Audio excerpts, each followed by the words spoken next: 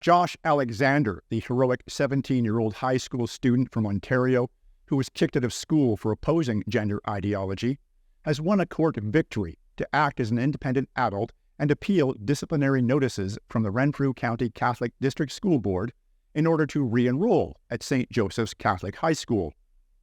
Alexander was suspended and eventually barred from being on school grounds last year after challenging a teacher about gender identity. In February, school officials arrested the then 16-year-old Alexander after he returned to school.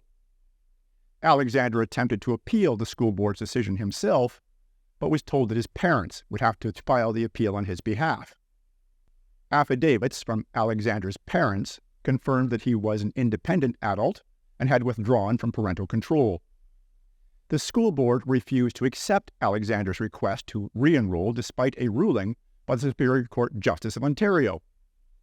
Last week's Superior Court of Justice ruling sided with Alexander by asserting that he had withdrawn from parental control legally.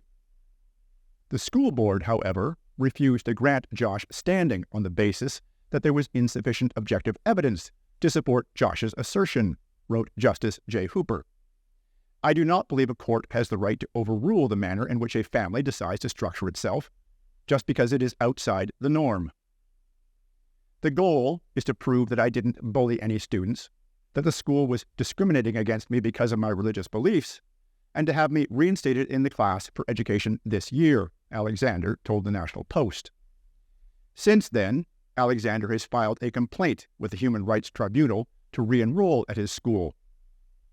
They kicked me out of school for 7 or 8 months, and then they were silent, with no communication for a while.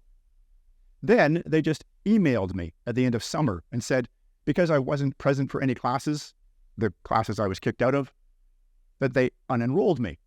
They deregistered me from the school.